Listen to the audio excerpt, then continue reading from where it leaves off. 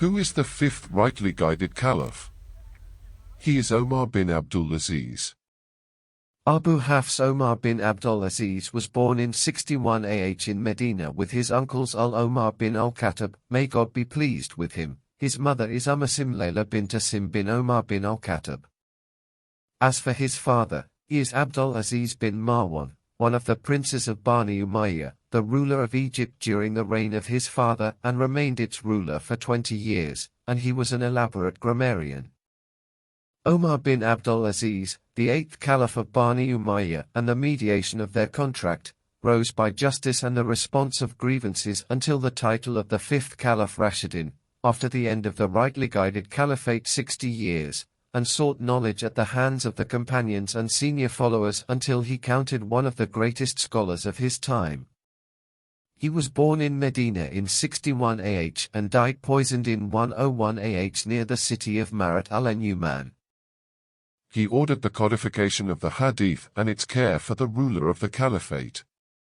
He assumed the emirate of Medina, Taif and the rest of the Hijaz, and then crowned the caliphate after the death of his cousin Sulayman bin Abdul Malik, who made him his minister and advisor. When he took power, he carried out a wide purge campaign in which he dismissed a large number of governors of his predecessors who were accused of injustice and corruption, and reintroduced the Shura after its disruption, and the duration of his succession was 2 years and 5 months. It would be a mistake when looking at the biography of Omar bin Abdul-Aziz to short-sighted it as he was only a just caliph, as the man was a real administrator, and he kept in mind that the most important thing he offers in this regard is the good choice of governors and judges, as he will be able to achieve justice and reform, while the caliph, even if he is just, is unable to reform the conditions of his subjects, if he appoints those who do not deserve to be incompetent. One of the first things people heard of the decisions of Omar bin Abdul-Aziz was his decision to withdraw the army that was besieging Constantinople at that time, because he wanted from the beginning to stop the war, and to return this army, which became a burden on the state and on the besieged city itself, and this particular decision made Western historical sources remind Omar bin Abdul-Aziz of goodness. He continued in his caliphate to give an example to the humble ruler who was not arrogant, as Omar bin Abdul-Aziz rose one day and repaired the lamp, for his sitters, and one of them said, "Didn't you order me, O commander of the faithful, so I was enough for you to repair it?" He said, "It is not virtuous for a person to use his sitter, for I arose when I was Umar and I came back when I was Umar." But the biggest reforms of Omar bin Abdul-Aziz is what was exposed to the Umayyads themselves, forcing them to leave all the money, palaces, gardens and lands that they took without right, and return them to the house of money of Muslims, and that was also one of the most dangerous reforms, as he feared then that the royal family would revolt against him.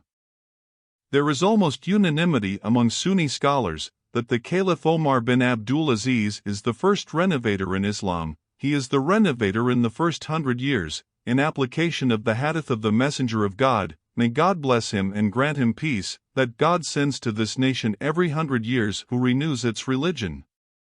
Death.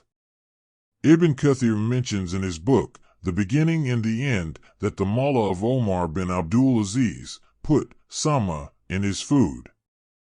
When he ate it and felt poison, Omar bin Abdul-Aziz summoned him and asked him about the reason that paid him for this treachery, and he told him that he had given 1,000 dinars in exchange for that. So Omar bin Abdul-Aziz took the money from him and sent it to me, the house of money, and then said to his master this, "Go where no one sees you and you perish."